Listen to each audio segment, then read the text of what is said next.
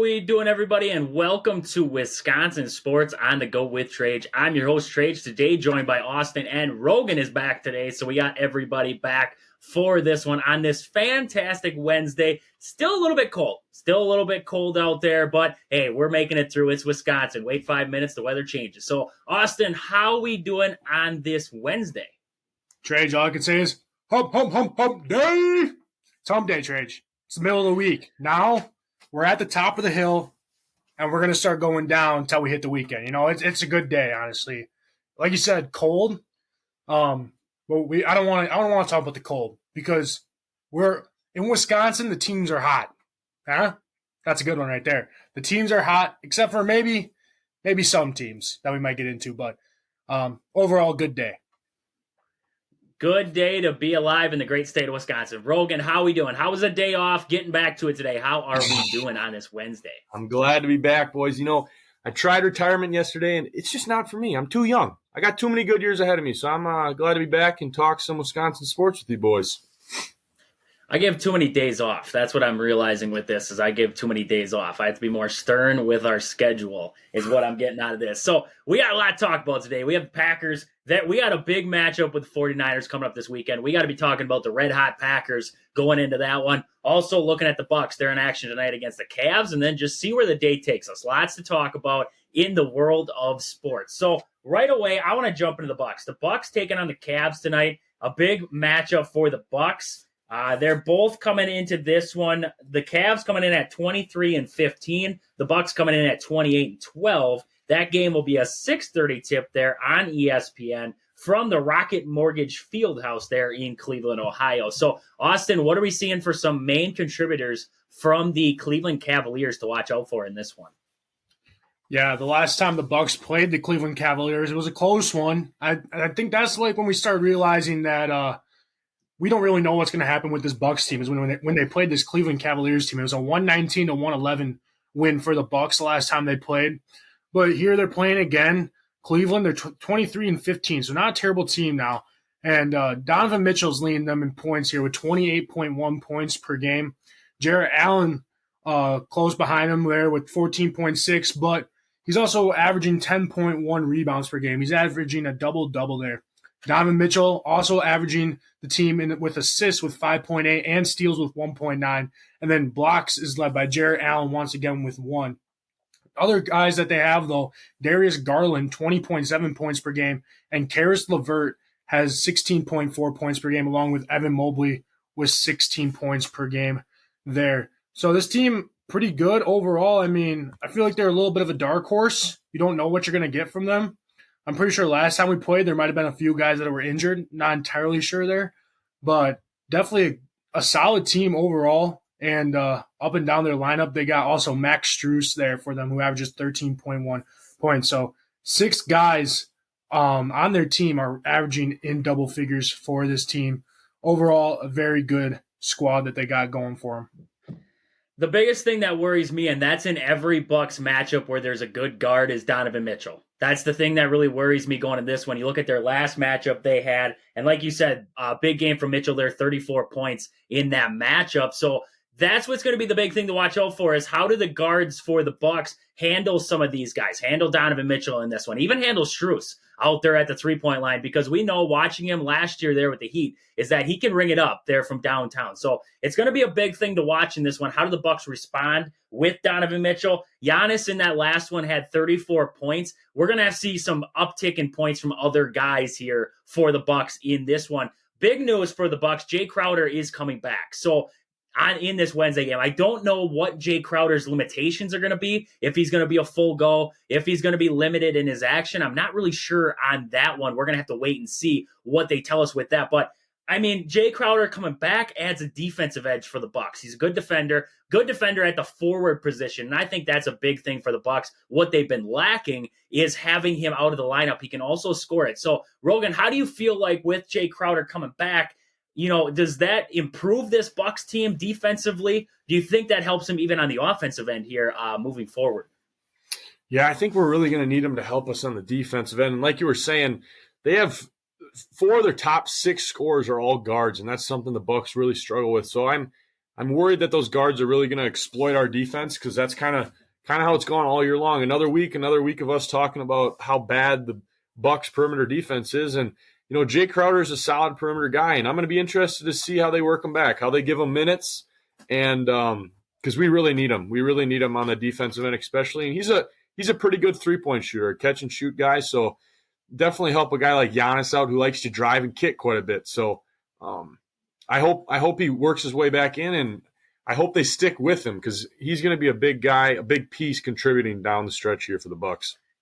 Yeah, and you look at last season there, and I know it was Budenholzer, and now you have Griffin, but that last season for the Bucks, they went away from Jay Crowder in the playoffs. Budenholzer really played that starting five. He didn't trust Jay Crowder out there, so hopefully, knowing what Jay Crowder's all about, they can get him more involved. But another guy, I saw some rumblings, and another guy who would help on the defensive end for the Bucks, and he was a part of an instrumental run that the Bucks had in 2021 there to the championship. That was PJ Tucker.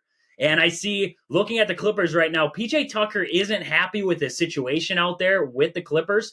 And getting PJ Tucker back for this Bucks team, he's about $11.5 million he's owed on his contract right now. So you'd have to absorb some money with getting PJ Tucker into this Milwaukee Bucks organization again. But to me, I just think he brings that defensive edge that the Bucks have been missing. He was a great leader. I thought he was a phenomenal leader for this Bucks locker room. Giannis, good leader.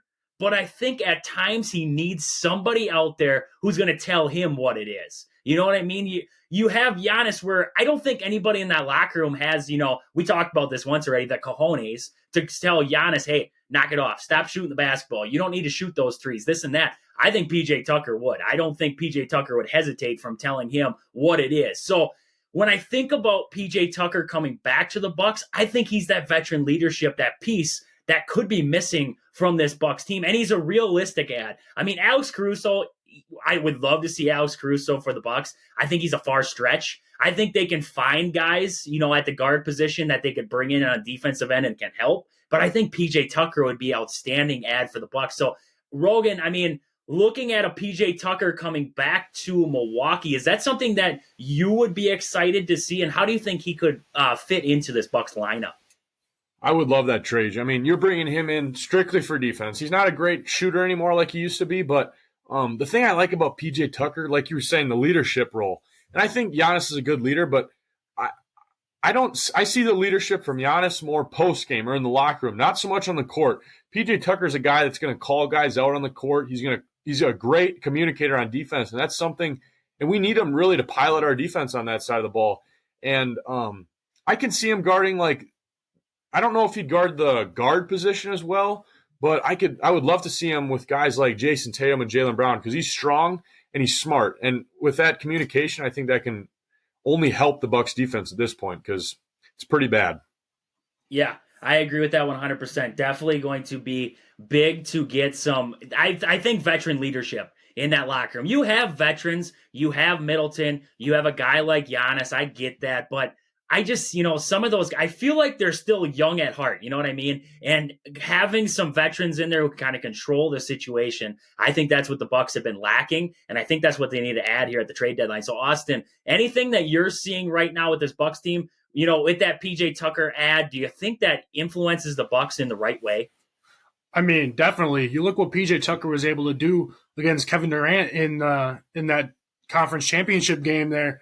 We basically just stuck PJ Tucker on Kevin Durant, and it wasn't a boxing one, obviously, but he guarded him like a bulldog, and I don't think anyone at the time was able to do that to Kevin Durant on the Bucks team. He's definitely hard-nosed basketball player. He makes the players that he guards work for every single point, and right now the Bucks don't have someone like that. We definitely need. That'd be a better. I'd say he's a better choice than Caruso almost. I say he's a better defender than Caruso. Caruso definitely can probably score more, and he's younger. But you look at PJ Tucker, he's familiar with Milwaukee. He's been here when we won a championship.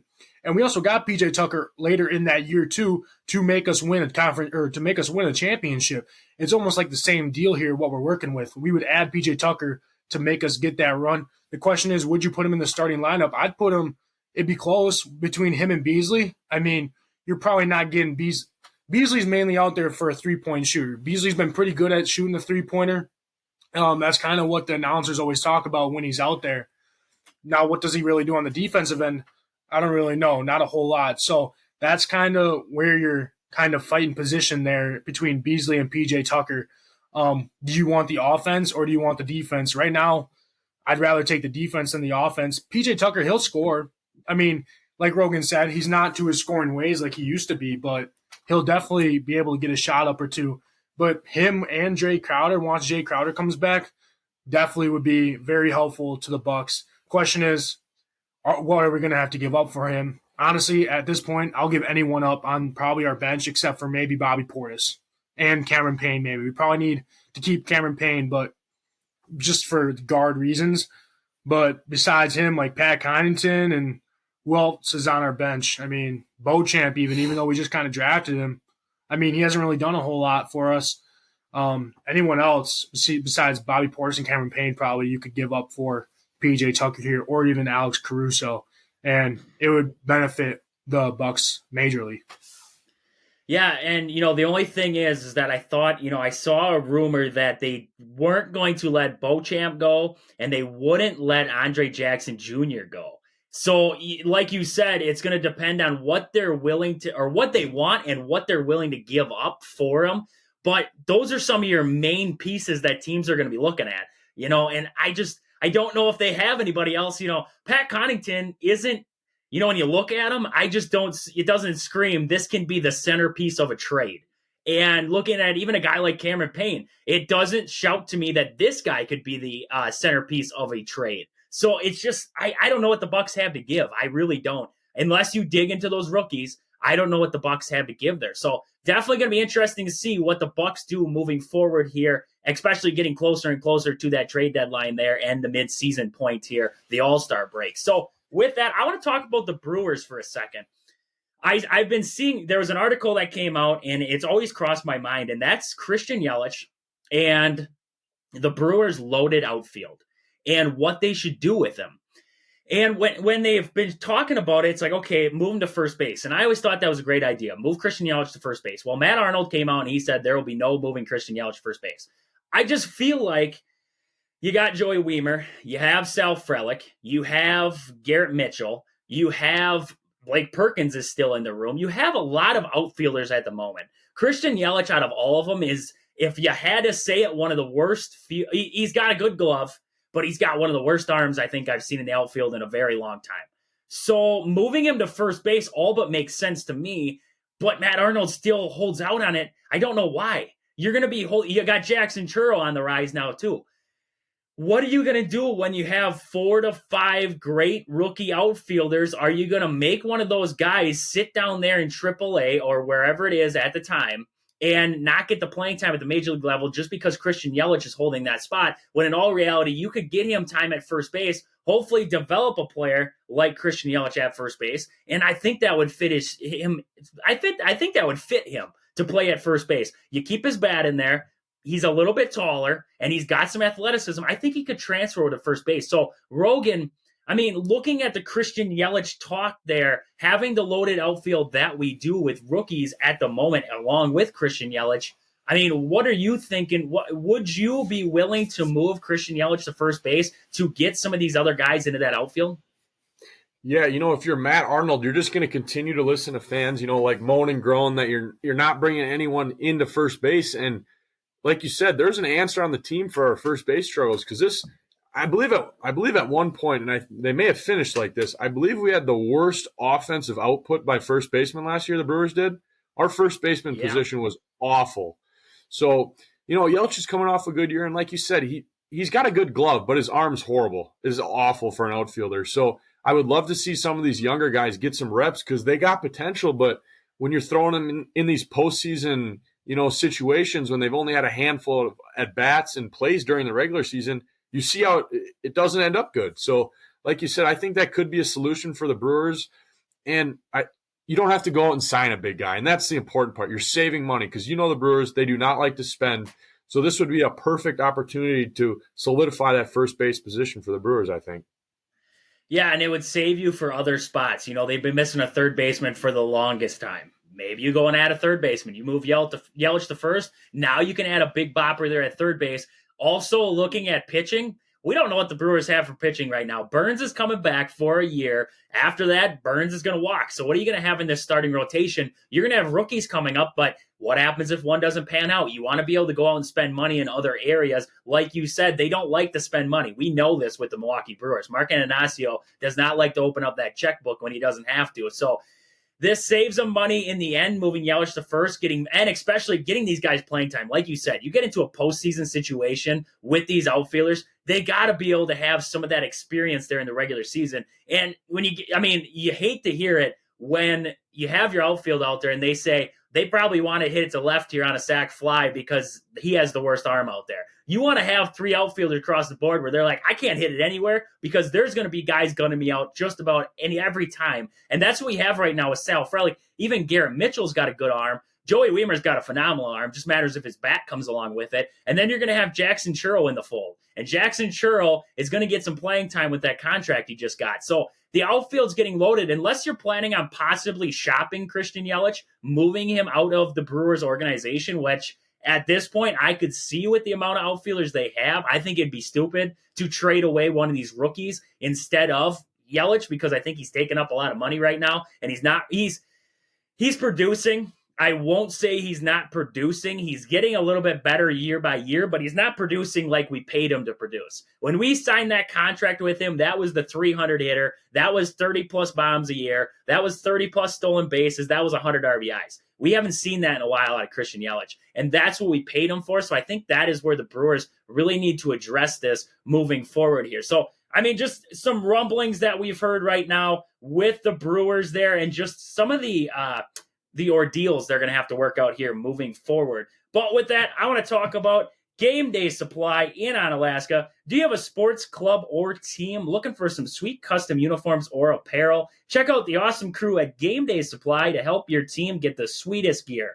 Find them at Facebook at Game Day Supply or online at GameDaySupply.net. But with that, I want to move on here, talk about with Marquette women's basketball. They're going to be in action tonight. They're going to be taking on Villanova. That should be a pretty good matchup there for Marquette. Austin, what are we seeing for some stats there for that one? It's supposed to be a 6 o'clock tip there for Marquette and Villanova.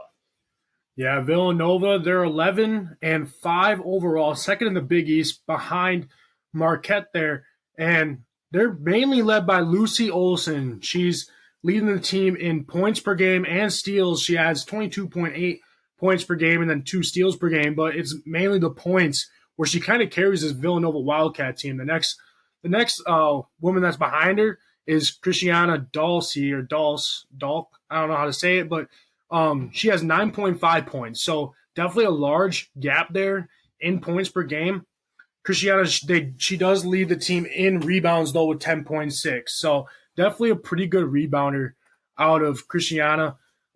She also leads the team in blocks with 1.9, and then Bella Runyon leads the team in assists with 3.7. Besides that, not that big of a scoring team here. They average about 66 points per game, 37 rebounds per game, and 14 assists per game. When you look at the turnovers, though, only 9.9 turnovers per game. So they're pretty good at not turning the ball over compared to some other teams that you see. Definitely very good with the ball there. This could be a pretty good game here for Villanova against Marquette. It'll be interesting to see how that one ends up.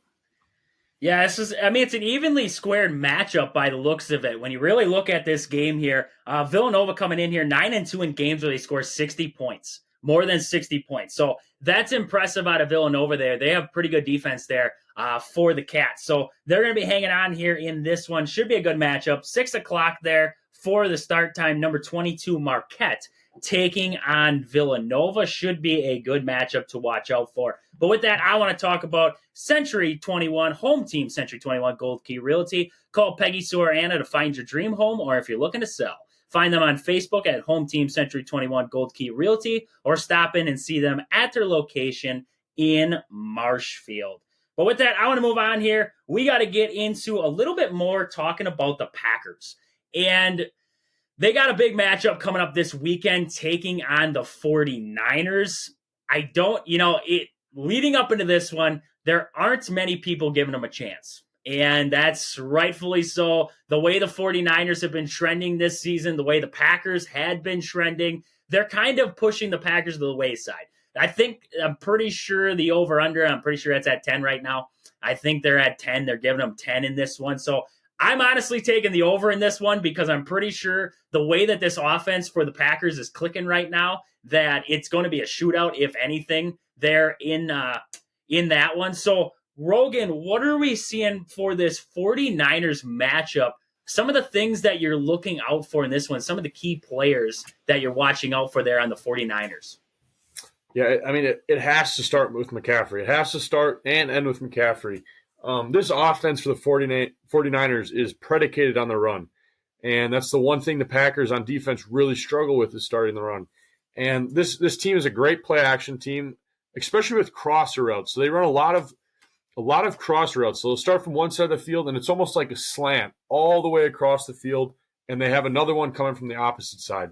So that when you play zone defense like the Packers like to do, you really need to communicate, because it's very easy for one guy to go with one crosser, and then you have a guy coming in right behind him, and that guy goes uncovered. And that's how the 49ers like to get their big plays, and that's what Brock Purdy is best at throwing are those crosser routes.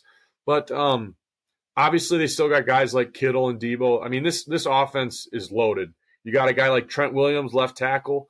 And we're not even talking about Ayuk, who's probably their best wide receiver this year. So the Packers are really going to have their hands full, but it starts with stopping that run. If they don't stop that run game, this is going to be a really, really long game for the Packers. And, going off of that with, like you said, the crossing routes there, they're going to have to find a way to get pressure with the front four. They're not going to be able to always bring the linebackers. They're going to have to keep the line. If they want to run this zone coverage that, like you said, they love to run so much, they're going to have to keep those linebackers home there in the secondary. So that's going to have to lead to a lot more pressure from the front four. They got to rattle Brock Purdy in this one. Brock Purdy, it seems like some games has it too easy. He gets to do it. If they give him time in the pocket, Brock Purdy's going to make him pay. Brock Purdy, he's a good quarterback. I got to say he's a good quarterback. Nothing against Brock Purdy, but he's not phenomenal. He does the little things right, and that's what keeps him going. But at the same, I think this Packers defense can rattle him, and rattling Brock Purdy in this one, I think, is going to be key. So, Austin, some of the players you're watching out for this 49ers team going up against the Packers. Yeah, I'm looking at their defensive line. I mean, they got Nick Bosa over there, and what's his name? The guy that they Chase Young, yep. Those are two very dynamic players. Chase Young it seems like his career is kind of being revised, or not revised, but coming back into play here because of how limited it seemed like he was on Washington there, and now he's on an actual decent team that he can actually do things now. They have a pretty good defense. I think it's going to be like I always talk about the trenches. The game is won and lost in the trenches here. And so far, I mean, I'm going to talk about the Packers for a little bit. You look at a guy like Zach Tom. Zach Tom went up against Micah Parsons, I think it was 9 times in the Cowboys game, and gave up 0 sacks and 0 pressure. Zach Tom has been a lockdown right tackle for this Packer team. And you can say about that for almost the entire offensive line there. There were a little bit of pressures there, but for the most part, they were locked down on that Cowboys D line, who have 2 dynamic DNs also in Micah Parsons and DeMarcus Lawrence. Are they as good as Chase Young and Nick Bosa? I don't know. I guess that's something that we'll have to see. But we also thought that Micah Parsons and DeMarcus Lawrence was going to get to Jordan Love how many times? And they got to him sometimes, but Jordan Love was able to get the ball out to his playmakers there. So for the most part, our offensive line probably played their best game of the entire season last week. I think that's what we're going to need is consistency here. Now, granted, I said last week that there's probably going to be a time where Micah Parsons gets through and gets a sack, or DeMarcus Lawrence. Granted, I'm probably going to say the same thing again here. There's probably going to be a time where Nick Bosa gets through or Chase Young gets through on our offensive line here and gets a sack. That's just something that we have to expect. That's not something I want to expect, but they're just so dynamic there up front for the 49ers. And then you also look at their linebacking core, specifically Fred Warner. I mean, this guy's an all-pro here, Pro Bowler. He's been doing it. He's been playing for the 49ers for a long time. He's a captain there. He's a really good player, knows what he's doing. He's a good player, like I just said. And that's a guy that we're going to have to key in on there. I don't think the Cowboys kind of lacked in the linebackers, I'd say. I didn't really know a whole lot about their linebacker situation, but with this team, with the 49ers, I know one of them, and it's Fred Warner. He's pretty good. Also, the DBs, don't know. I'm pretty sure they're missing one of their best DBs on their team. I forget his name, but pretty sure he got hurt with season-ending injury there for them. So, like you and I were talking about trades yesterday, when we were going through Facebook comments, is the Packers don't have that one go-to wide receiver here, which makes defenses really hard to kind of limit what we're able to do. And I think with the DBs that they have, they're going to be put in a tough situation here on covering Dontavion Wicks, Jaden Reed, Christian Watson, Bo Melton, and even our tight ends there with Luke Musgrave and Tucker Kraft. It's a tough situation for them. I think that's something we're going to have to take advantage of for us. And kind of like last week, what Rogan was saying, putting people in difficult situations, tough situations. Rogan was saying last week about Micah Parsons, putting them in uncomfortable situations. That's what we're going to have to do with their D-line and their linebackers, is put them in uncomfortable situations that they probably haven't seen before. Let me tell you, I guarantee you the 49ers have not seen a team like the Packers have this year. They've gone against a lot of teams that have that one stud wide receiver and maybe that one stud running back. But, I mean, the Packers, they have a stud running back in Aaron Jones, who if he should be able to go off for another 100 yards, I think that would be huge. But Packers, like we've been saying, don't have that stud wide receiver. That's something I don't think the 49ers have seen a whole lot of this year, and that's something that we're going to have to use to our advantage. You know, the big thing that stood out to me with both of you when you were talking there is how many stars the San Francisco 49ers have on that team. I mean, just you looked at what Rogan had to say there. He was naming off the offense for me, and it's all across the field. You look at the defense, you could go position by position. It's stars across the board. So it's like you said, in this one, how do you limit what the stars can do in this one? Nick Bosa, how do you limit Nick Bosa? How do you take Chase Young out of the game? The Packers' offensive line has played phenomenal.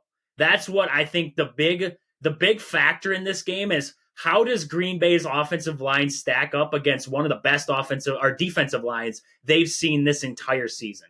That's what I think the big kicker is going to be in this one. Like you said, controlling the trenches. And I mean, we look at the trenches here for Green Bay. The biggest guy that I've seen as of late, Aaron Jones. And I mean, I have barked up that tree a lot here lately. I've said, give him the ball when you can give him the ball, that kind of dealio. But watching Aaron Jones as of late, 100-plus yards here in four games now, 4 straight games, 3 or 4 straight games for Aaron Jones as of late. This guy is running all over the field for the Green Bay Packers. That has a lot to do with play calling, what Matt LaFleur's drawing up, but that has a lot to do with that offensive line. They're opening up holes in that defense there, and a lot of misdirection, and getting Aaron Jones involved there, a lot to do with the play action game for the Green Bay Packers. They have to respect what Jordan Love and these receivers can do in the play action game just as much as they have to respect what Aaron Jones can do coming through the hole there. So I really key in on what the Packers run game can do. Like we talked about going up against Dallas,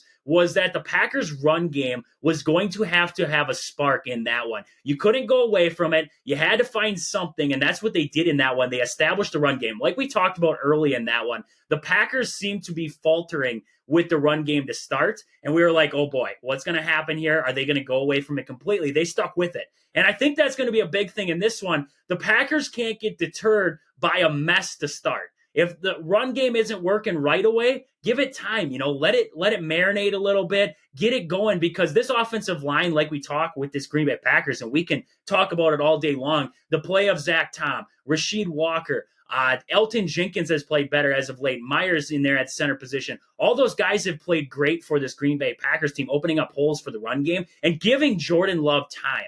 That's going to be a big thing in this one.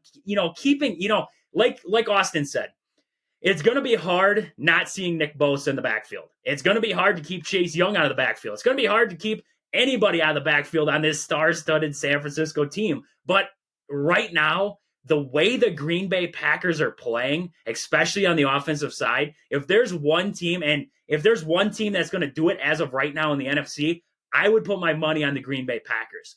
I really do think out of the final 4 teams there in the NFC, I would say the Packers have as good of a shot as the Lions to beat the 49ers. I really do. I think the 49ers are the best team in the NFC. I do think the Packers can play with them. But out of all the teams in there, I really think the Packers have one of the best shots to beat them. So that's what I'm seeing right now there. Austin, what do you got to go along with that there? It just seems like it's another week where another team, kind of like we were talking about, they have so many stars. This San Fran team has 9 Pro Bowlers on their team. Cowboys had, I think, 8 Pro Bowlers on their team. And the Packers are there with none. I mean, granted, you could definitely put some Pro Bowlers I think Jordan Love could be a Pro Bowler. Aaron Jones should be a Pro Bowler, and but they're not. And right now, some of our offensive linemen should be a bowl.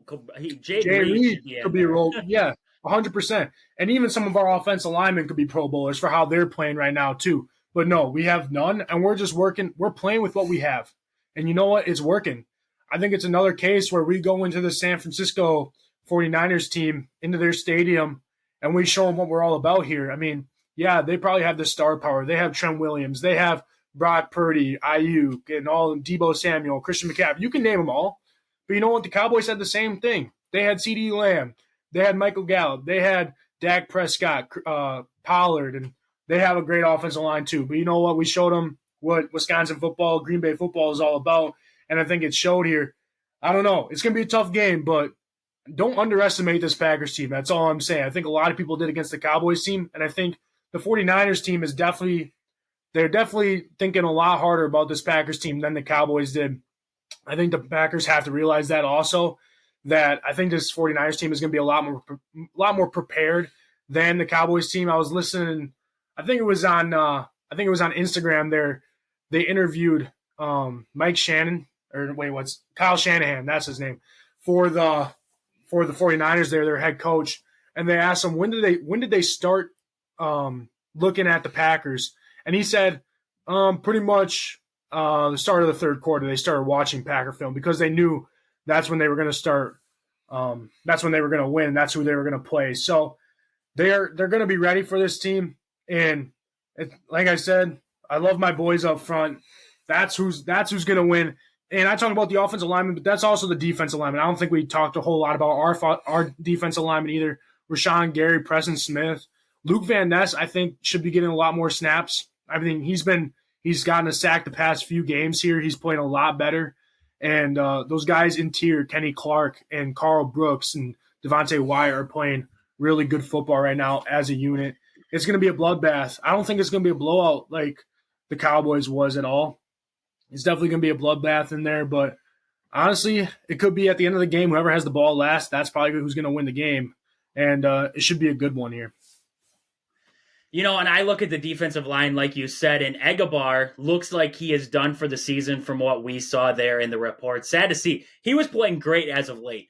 So how do the Packers make up for that now in his pass rush there out of Egabar and in the run game? I thought he was playing phenomenal in both directions there. So, I mean, we're going to probably see a little bit more of Lucas Van Ness there on off plays there. You know, we saw Egabar in there a little bit, maybe a little bit more of Lucas Van Ness. I'm not sure what the Packers will scheme up there. So I think that's a huge loss for Green Bay leading up into this one. But, you know, I think about the 49ers and that time off that they've had. And, you know, they say time off is good. It heals the body and everything like that. But teams can get out of rhythm.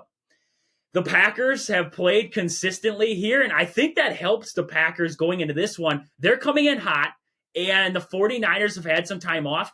You got it. Like I talked about against the Dallas Cowboys, this is like the bully, right? You have that bigger team, the bigger guy going into this one. You got to punch him in the mouth first. I think that's going to be a big thing to watch in this one is punching him in the mouth first and then keep the gas pedal down. I thought, you know, it was late in the Dallas Cowboys game, but I thought they took their foot off the gas. They should have buried them. They didn't in that one. In this one, you got to bury the 49ers early. That's going to be the big thing is how do the Packers, the first couple drives, like against the Dallas Cowboys, you know, you watch that game, the first couple drives against Dallas set the tone in that one. How do the Packers set the tone in this game? That's going to be a big thing to watch out for. If they win the coin toss, do they elect to get the ball first and drive down the field again and do that kind of game? I don't know what to expect in this one. So, Rogan, anything to add there with this 49ers matchup? Anything you're watching out for or keys to the game in this one?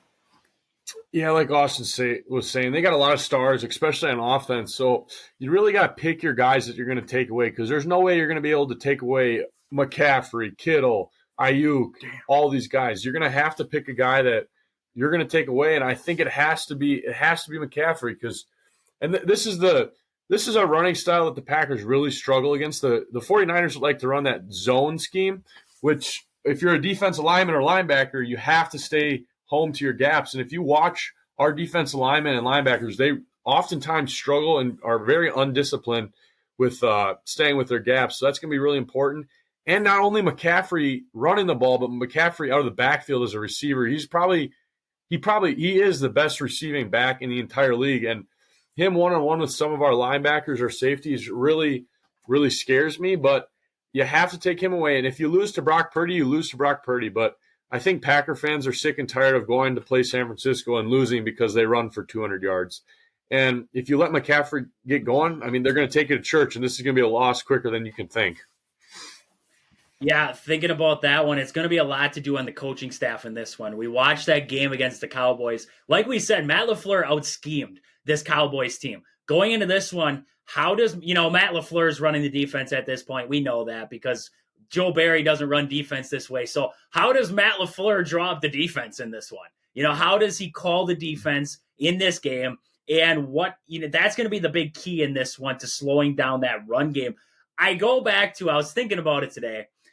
I go back to Austin's comments. We were comparing this Packers team to earlier on teams. Is there anything that it reminds us of?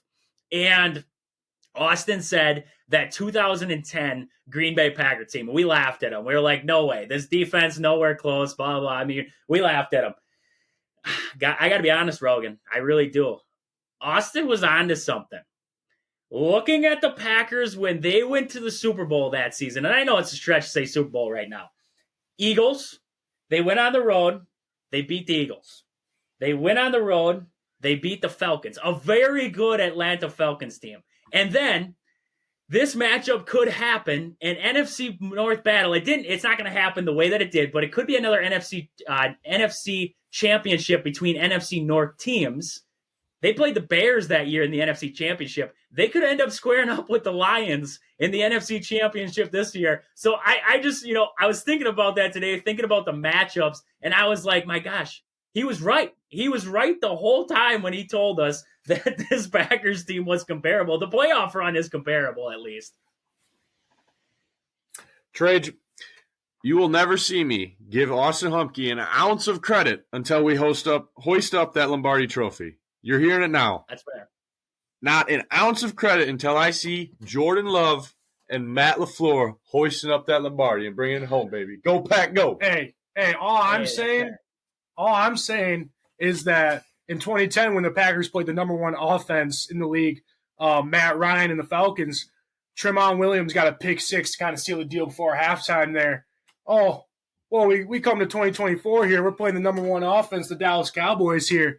Guess who gets a pick six right before half there to kind of seal the game? Lombardi trophy, please. His name is Darnell Savage. I have a jersey of him. You want to know why? Because he's a Savage, and I like the last name. It's pretty cool. So I'm just saying, yeah, you guys were hating on me. Rogan's still going to hate, but, I mean, if the Packers beat the San Francisco 49ers this weekend, you may have all laughed at me, but who's going to be the last one laughing? I am.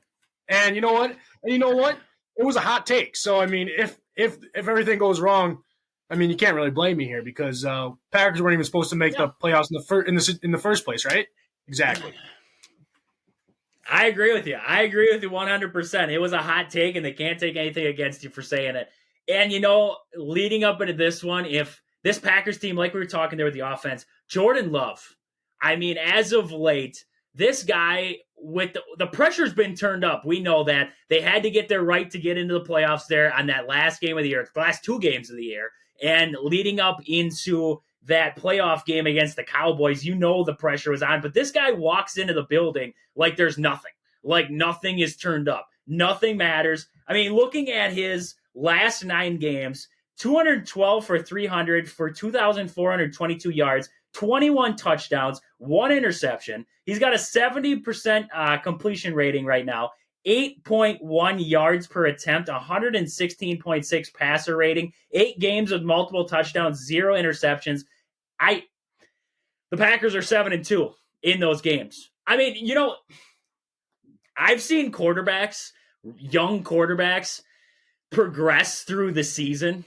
I have never seen a quarterback where you took his first 8 games and you said, this guy is not a franchise quarterback. There's no way he develops into anything. And then you take the next 9 games and you go, holy crap, this guy could take the Pack to the Super Bowl. That's just, it's a night and day flip of script for Jordan Love. It's just like he decided one day, I'm going to turn it on. That has a lot to do with coaching, scheming, everything like that. But you can't say enough of what he's done here in the second half of the season to lead this Packers team over an instrumental hump.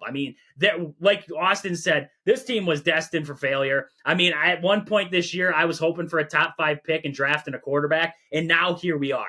We're at this point in the season. It's like, but if we beat the San Francisco 49ers, we could be on our way to hoisting that Lombardi trophy, and Rogan has to tell Austin he was right. So, Rogan, the play of Jordan Love, what has impressed you so much watching Jordan Love here? I know Austin, he's a big Love boy, so Austin's just going to talk all day about how much he loves him. But, Rogan, for you, what have you seen about Jordan Love here in the second half that just stood out? Yeah, like you were saying, it was crazy. That first 8 games, all the Packers fans were talking about is who we're going to draft to be his replacement. And now it's like, is this guy the next Rodgers, Favre? Like, this is crazy to think about. The last time my grandma had a bad quarterback was almost 40 years ago. That's insanity. For some of these franchises like the Browns, they haven't had a quarterback ever. Or the Bears. The Bears have never had a quarterback, and now the Packers are able to draft what looks like, let's not get our hopes up too soon, but 3 Hall of Fame to Pro Bowl caliber quarterbacks in a row. Like, this guy's been playing really well. And like you said, to go from where he was after those first 8 games and our GM coming out and publicly saying these next 10 games are going to pretty much decide Jordan Love's future with the team. And to go in the last 9 games, 21 touchdowns and 1 interception. Like, it's starting to get to the point where I don't think it's a fluke. Like, this guy might be the real deal. So good for him, though. I'm glad he's performing, and hopefully he can continue it against the San Francisco 49ers. I got to jump to Austin here. Austin, what has impressed you? I know you were impressed from the time we drafted him, but what has impressed you about Jordan Love here, especially in the second half of the season that just stood out here? The development, Trage. Like Rogan was saying, everyone kind of wrote him off there in the middle. Even the GM, Brian Gutekunst, had some questions about him. I remember, Trage, you were talking about, should we draft J.J. McCarthy? We had that conversation, Trage. We had that conversation. Should we draft J.J. McCarthy earlier on in the year? And as of now, that's just blasphemy even to think about that for how Jordan Love has been playing. I ate my words on the entire thing. I ate my words. Hey, all I'm saying is give him some time. This is his first time starting. This is his first time with rookies. This is just his first time that these rookies are playing, and now they have to play with Jordan Love. All I said was just give the man some time. I think he'll figure it out. And you know what? I manifested it. Jordan Love manifested it, and the Green Bay Packers manifested it. And now look at him. Like Rogan said, he's thrown how many touchdowns to only 1 interception these past 10 games or whatever. He's just going berserk here. He's finally figuring out what he has to do to win these ball games. He's not singling it in on one wide receiver. He's not doing a bunch of crazy stuff. He's just flipping his hips and throwing the ball with 2 feet or without any feet in the air, just like Aaron Rodgers and Brett Favre both did. He learned what he had to do, and now he's putting everything together. I don't know what happened. It seems like a flip kind of just switched in his head. He's like, oh, I'm going to start playing like a Green Bay Packer now, like how our quarterbacks have been all year. And we didn't even see this stuff. If you want to go into Aaron Rodgers, we didn't even see this stuff with Aaron Rodgers, his first year starting. They have similar records, and granted, if they had the seven team playoff back when Aaron Rodgers played. Aaron Rodgers, I think he went 8-9. So I don't know if he's making that if he's going to make this playoffs there, but it was still very similar. And they also, or no, he was 8-8 because they only played 16 games back then. So it was very similar. But with the one game that Jordan Love had, I mean, he surpassed Aaron Rodgers and Brett Favre in yards and I'm pretty sure touchdowns, and he did better on interceptions. He's outplaying them. And all of this mainly happened that midway through the season, mainly that Lions game. I think it was that Lions game on Thanksgiving. He just wanted that little, you know what he wanted? He wanted that turkey leg, Trage. He wanted that turkey leg so bad, and he didn't even get it. Yeah, he didn't even get a turkey leg. They're like, you know what? Detroit didn't win. Not giving. No, they ate the turkey leg. Actually, they ate the turkey leg during the broadcast. Believe it or not, they ate what they were going to give him during the broadcast. So we didn't even get the turkey leg. But you know what? He got a lot more than a turkey leg. He got more confidence, and I think that is what's helping him win these games. And he's found his confidence, and he's given the Green Bay Packers a lot of confidence. And I think he's even given the defense a lot more confidence with the ability to score this many points. Granted, like I said, they're probably not going to score 48 points probably next game or the rest of the season. But the willingness to know that we have the ability to score more points than 10 or 17, that helps the defense out a lot. And he's just giving overall this team a lot more confidence. And I think the chemistry of this team is coming together a lot better. Yeah, I agree with you there. The only thing I got to say is I retracted my statement on Jordan Love. I retracted it. All I got to say is that if you watch the first part of this season and you still said to yourself, Jordan Love is the future of this franchise, you were wearing blinders on your head because he was, I mean, the way it started, it was bad. And I was giving him all the time in the world, but it was like, you need this second half of the season to prove it to me. And he did. He proved it in the second half. I'll give it to him. So, I mean, Jordan Love, like you said, playing phenomenal of late. The development of this offense has been phenomenal to watch. That's a lot to credit here with the offensive minds in Green Bay, like we've talked about with Tom Clements and also talking about Matt LaFleur. Just their work with this offense has been instrumental. So with that, we're going to move on. We're going to get out of the Packers. We got more to talk about this week, but we're going to get out of the Packers here for the day. I want to talk about Pittsville Farm and Home Center. At the store, they serve you anything from hydraulic hoses to red roses. Stop in and see them and the awesome crew at Pittsville Farm and Home Center in Pittsville. But with that, I got to jump over to Austin here. I got to get to Austin and his fact of the day.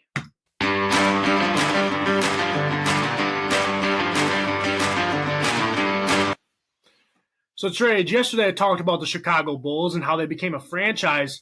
But today, in 1997, the NBA suspends Dennis Rodman indefinitely for kicking a cameraman. Now, we're kind of seeing this with a certain Draymond Green, who has done some questionable actions over his career. And is Draymond Green the new Dennis Rodman? Probably not, because Dennis Rodman was kind of a nutcase, but he was a hell of a basketball player, I'll tell you that much. Really good rebounder and defender. But I just thought it was funny. Why was he kicking the cameraman in the first place, you know?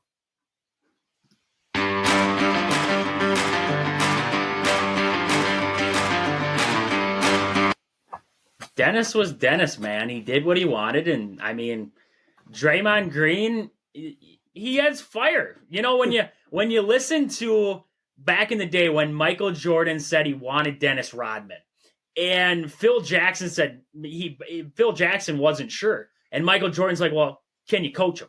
Can you control Dennis Rodman? And Phil's like, yeah, I can do it. They end up with Dennis Rodman, and that's, I mean, what led to it. So can Steve Kerr control Draymond Green? You know, Steve played with Dennis Rodman. He understands playing with a guy like this. He knows what their tendencies are and what they could do. So, I mean, Draymond Green is a different case. It's in a different league now, a different kind of NBA. So, the things that he does nowadays, back in the day, flew a little bit easier. Kicking a cameraman, though, that's a whole different kind of ball game. Dennis was Dennis. I don't know what else to say besides Dennis was Dennis. All I'm saying is if we see Draymond Green with different colored hair, I think we know where he's getting it from, and it's he's in his Dennis Rodman era, I guess.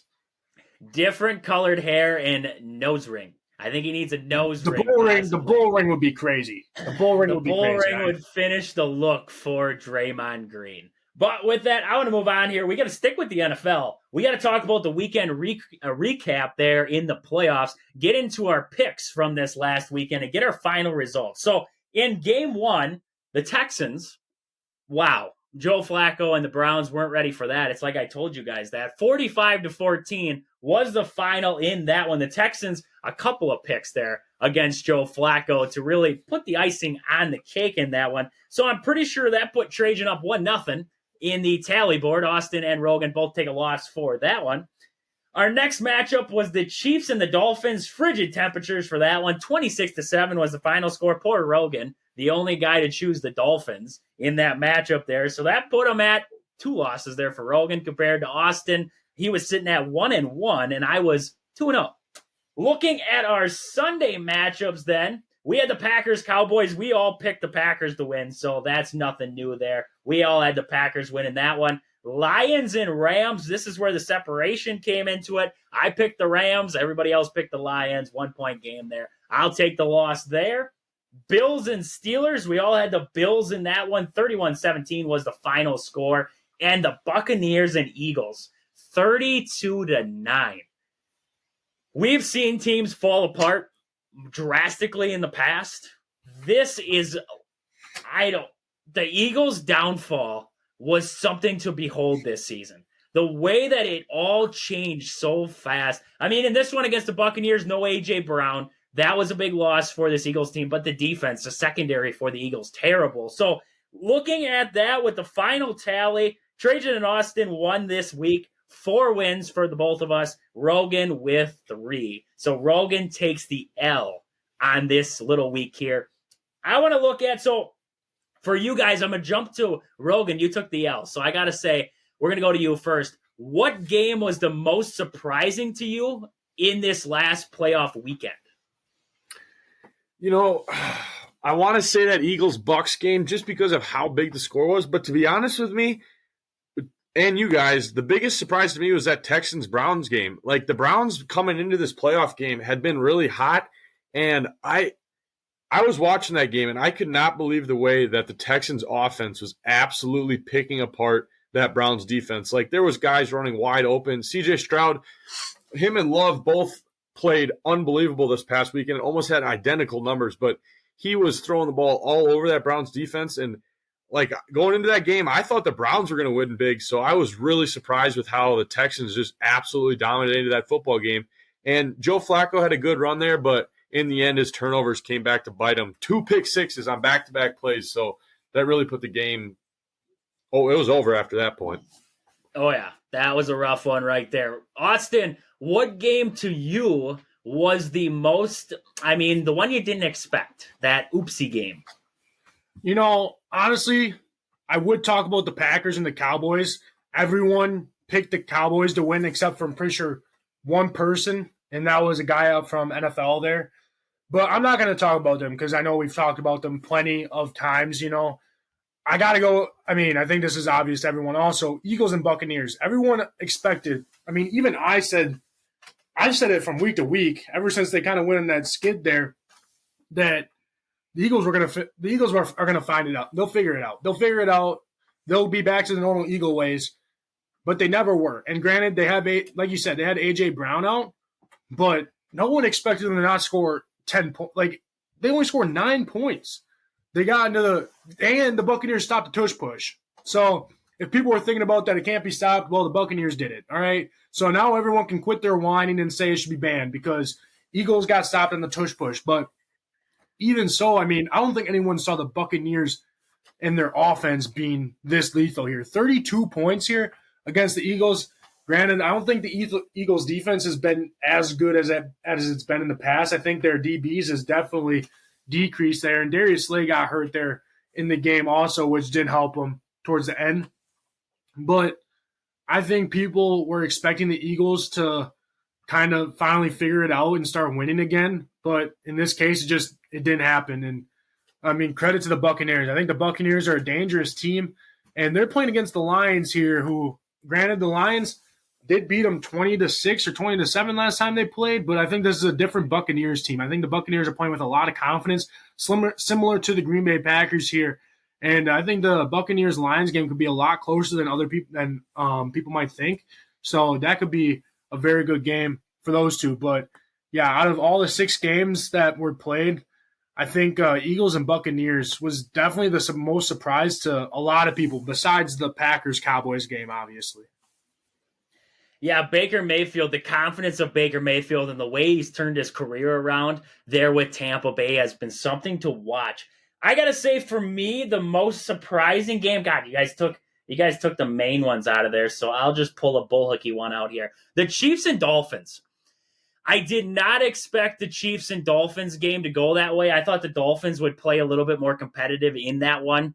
And 26-7 final score there. Dolphins were never able to really get anything going. And the Chiefs controlled that game for the most part. So that was definitely an interesting game right there to watch. But with that, I want to jump into our sports story of the day. So, Austin, what do you got for your sports story of the day? Yeah, my sports story of the day comes from the Philadelphia Eagles, actually. They're all-pro center 6 times, I believe. All-pro center there. Jason Kelce has announced that he's going to retire. And, he's getting old. He's got gray hairs in his beard. He's been playing for a long time there, since the Donovan McNabb era there for the Eagles. So he's been playing for the Eagles for a long time there. He's one of the best centers that has played the game for the NFL. Sad to see him leave, honestly, especially not to go out with a championship. He won one back when they played the New England Patriots, obviously, but last year going up against the Kansas City Chiefs, I wish they would have won. The Eagles would have beat the Kansas City Chiefs there for Jason Kelce, because Travis has plenty of awards there for him. Obviously, we don't really care about him. But I care about Jason Kelce because he's an offensive lineman, one of the best centers to play the game there. And I don't know, maybe one day we'll see him up in the booth. I know he has a podcast of his own there with his brother that they do every Wednesday. So a pretty good podcast there. But I think he's not only a really good player, but a really good person overall. And it's sad to see him retire here, but one heck of a career for him. Definitely a great player. It's sad to see him go out the way that he did. Such a promising start to the season for the Philadelphia Eagles, and to watch the downfall that fast. That was something to watch there. So with that, Rogan, what do you got for your sports story of the day? Yeah, Trey, I got my sports story of the day is Mahomes playing his first road game. And, of course, it has to be at Buffalo. So that's going to be an absolutely amazing game. And like they were saying yesterday, I think that Mahomes-Allen rivalry is kind of turning into the old Manning-Brady rivalry there. You got guys that they've always met in big-time playoff games, and Mahomes has got the best of Allen a couple years in a row now. But I'm really interested to see how Mahomes does on the road, because like I said before, he has not played a single road playoff game up until this point in his career, and they've made the AFC Championship game 6 years in a row now. So that's unbelievable and almost unheard of to have not played a road game in your 7th or 8th year in the NFL. So do I think Mahomes is going to play bad in his first road game? No. But it is interesting to see how he's going to do in that environment, which is Buffalo. That environment is a hard one and one of the best in the NFL. So I'm really excited for that matchup. And, man, the way Allen played against the Steelers there, that's going to be a great game between Allen and Mahomes there. That's the rivalry that we were waiting for. We thought that it was kind of getting built there these last couple years, like you said, they're watching these two square off. And the way the Bills season started this year, I didn't expect this. I did not expect the Bills to be able to turn it around like they did, get into the playoffs, and be playing like they are as of late. So that's definitely been something to watch there. So with that, I want to move on here. We're going to get into Austin and his trivia of the day. Austin, what do we got for trivia today? Yeah, Trage. You and I, we did Packers. We did Packers yesterday. So today, we had a little bit of a Brewer talk today with Christian Yelich, but I want to do a little Brewer trivia, See, you're a big Brewers fan. Rogan, I don't know how much of a Brewers fan he is. I know he likes the Brewers, but I don't know how much he watches them. But, you show us your bobbleheads and all your stuff. So I was like, let's get a little Brewers trivia, huh? Let's get a little dicey. We'll get dicey here. So I pulled up this website. It looks like it's the same one from the Green Bay one, but it's Milwaukee Brewers. So some of these are pretty hard here, but I'm gonna start out with an easier one here.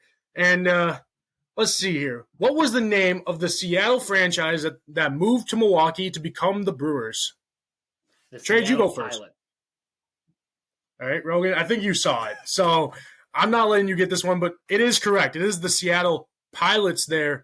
So 1 point for Trage. That was a little easy one there. A little easy. Bob Selig there, I'm pretty sure he brought them over there. That's not a question there. That's just a little fun fact there. All right, here, let's just keep it rolling. Now, not going to answer that one because you kind of just answered it for me there. What year did the Brewers go to their first World Series?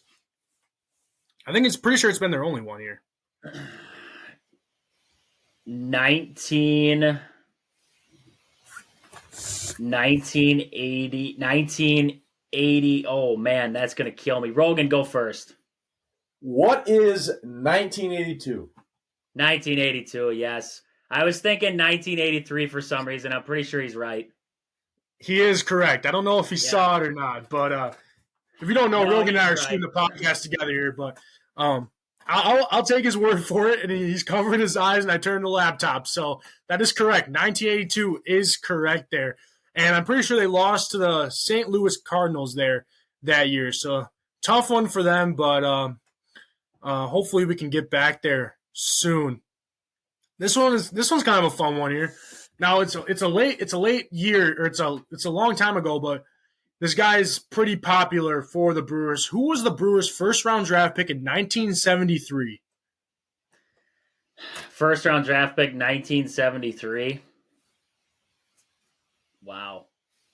This guy's popular. Was it Robin Yount? I want to see what Rogan has to say, what he thinks it is. That was going to be my guess. That's the only old Brewer I know, so. That would be correct. It is Robin Yount. Yount was the first Brewer to win 2 MVP awards, one in 1982 when they went to the World Series, and then the other in 1989 there for the Milwaukee Brewers here. Last one here, Trage. Last one for this one. I'm going to try and find a good one here that I kind of know. That one's kind of a bad one. A lot of these are Robin Yount's trades. I'm trying to find. I don't know if you know that either. That's about all we got. I mean, when you got a franchise that's built off of one guy. All right, Trage. Last one here. The Brewers played at Miller Park in 2003. What was the name of the old stadium that the Brewers played in from 1970 to 2000? Let Rogan answer this one first, because I think you know it. I'm pretty sure the Packers played here a couple times too. If I'm not mistaken. What is Busch Light Stadium? Wow. That is Rogan. I was Miller Park, Busch Light Stadium. Busch Light Stadium. It is County Stadium. Rogan, Busch Light Stadium is where the St. Louis Cardinals play. So that's about it. That's all we got for Trivia with Austin. With that terrible guess by Rogan, we're going to get to our last topic of the day because we saved it for last because it was terrible. And that's just all we got to say about it. The Wisconsin Badgers went to Penn State last night, and they took the loss 87-83. All around, the Badgers played a little bit better in the second half, but that was a sloppy game. Defensively played terrible. Austin, what did we see for some stats in that one that stood out? There's a lot to dissect from this game. It was, a rough game for the Badgers. Yeah, our defense clearly struggled here. And I'll get into individual player stats here, but thing I want to point out, we talked about turnovers, and turnovers was pretty much the name of the game here. We had 13 turnovers compared to the Nittany Lions 5. So when you talk about defense right there, they clearly played a lot more defense than us, and you can see that by the score, but you can also see that by the turnovers. Looking at individual stats here, Steven Crowell, 17 points, 11 rebounds. It was good to see him get back to normal Steven Crowell ways. We said we wanted to see him get back there, and he mainly did for the most part. Wall with 11.7 rebounds. AJ Storr, 20 points tonight for the Badgers there. Max Klesman with 10, but I think the thing that hit us hard here, Chucky Hepburn only shot the ball 4 times and scored no points. And I talked about this yesterday about who I want to see, and Chucky Hepburn was one of them. He had 5 assists here for the Badgers. He had 5 assists, and we knew he was a great facilitator. Where were the points, though? That's my question that I kind of had here. No points, and I knew that was going to be a situation that the Badgers got themselves into. Is if Chucky doesn't score, it's not going to be good here. Luckily, John Blackwell off the bench had 14 points for us there, but it just clearly wasn't enough. I think any other day that the Badgers score 83 points, we're probably going to win. But in this case, when we have 13 turnovers, that's just not the case here. For the Penn State Nittany Lions, they had 3 guys in double figures. That'd be crazy. Clary for them had 27 points. Baldwin Jr. had 20 points. And then Kern Jr. had 15 points for them there. So those 3 mainly kind of carried the way for the Penn State Nittany Lions. Towards down the stretch, we went 20 for 23 free throws. So pretty good for that. For making our free throws, they went 15 for 20. But, down the stretch there, they were able just to make them towards the end. And when you look at the box score, not the box score, but scoring by half, it was those 4 points in the first half that got us at the end there. They were up 39-35 at the end of the first, and we both scored 48 points in the second there. So we couldn't really get an advantage in the second half there. And I think that's kind of what bit us there. We bit ourselves. We bit ourselves in the rear end there, giving up 13 turnovers when we only average about 8.9, 9.8. I can't remember if they're switched or not, but that's definitely what killed us here. And we saw it firsthand. I said this was going to be a tough game, Trage. I said it. I said one of these games we're going to drop because I don't know if we got too lazy with the ball. I don't know what the situation was, but I kind of just figured seems like every year the Badgers, they'll go on a little bit of a run here, but one of those games they're going to drop, and it seemed like this time we dropped it here at Penn State, and it's an ugly win. It's an ugly win, but I'll just kind of finish out my part, so I'll let you two kind of talk the rest, but it's good that they lost now instead of later. They lost here against a conference opponent. It was a close game, and no one wants to see a loss. But it's something that we got to learn from here. And if we don't learn from it, we got Purdue coming up, but we got these other teams coming up too that now we have to refocus back, learn from our mistakes, and realize maybe we should play a little bit more defense, huh? Like you're saying there with the defense, the thing that worries me is that Penn State was more athletic than Wisconsin in this one. Looking at Clary there, he had 19 points in the second half. You look at his stat line here, 27. They couldn't stop him. That was it. That was it there down the stretch in this one. Like you were talking, free throws are the only thing that kept Wisconsin in this game. Looking at shooting-wise for the Badgers, not so good across the board. Tyler Walls stuck out like a sore thumb in this one. 5 turnovers in this ball game. They tried to play too fast. That's where it was, how do you beat athleticism from another team? You don't play their game. You slow down the game. They beat Marquette. Marquette's got very athletic guards.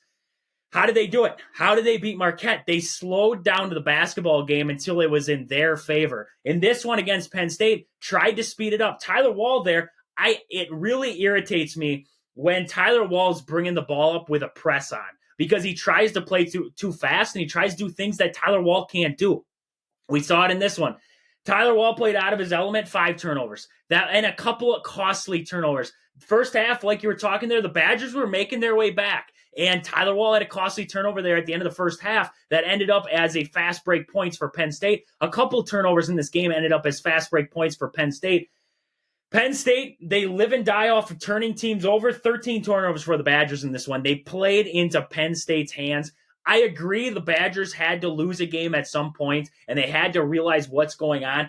I didn't want it to be like this. The defense for the Badgers looked bad. They looked bad in this one. We've gone back-to-back games now where the Badgers played sloppy. In that first half against Northwestern, they were sloppy. 8 turnovers right off the bat there against a Northwestern team that's very good, but this Badger team, when they play right, they're a great team. And when you watch them in this one, they struggled all the way around. They couldn't get the momentum back in this one. They took a lead late. And, another key factor in this one, Max Klesmit continued his hot shooting, 2 for 2 from downtown, 4 for 5 from the field, but 5 fouls. He couldn't stay out on the basketball court. That's what killed Wisconsin. The athleticism of Penn State's guards put the guards for Wisconsin in bad positions like Max Klesmit that led to him fouling out of this basketball game. And that was a big killer for this Badger team.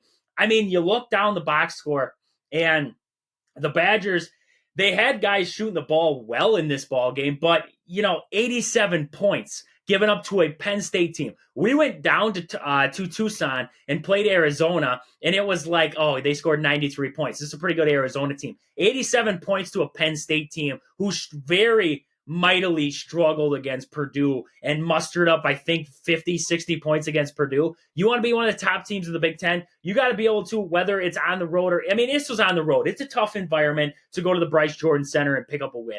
I am the first one to vouch for that.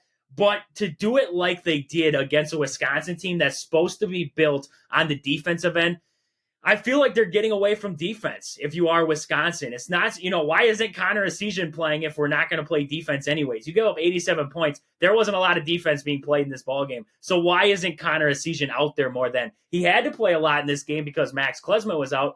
To end the first half, a big thing that stood out to me, they brought Max Klesmit back into the game, Greg Gard did. He had 2 fouls, brought him back in. Max Klesmit was standing out there like a tree with the roots in the ground because he couldn't foul. These guards for Penn State were just driving right by him because he couldn't do anything to stop him. He couldn't reach. He couldn't get in front of him and risk getting his 3rd foul there to end the first half. I just didn't understand that play call. We talk about the depth for Wisconsin. You have Blackwell. You have Essegian. You have guys on that bench like Kamari McGee and then also Isaac Lindsley, who, if you needed to, could have stepped out there and played some minutes for you down the stretch here in the first half especially, and you didn't use them. You didn't use those guys in that situation. You tried to go back to Klesmit.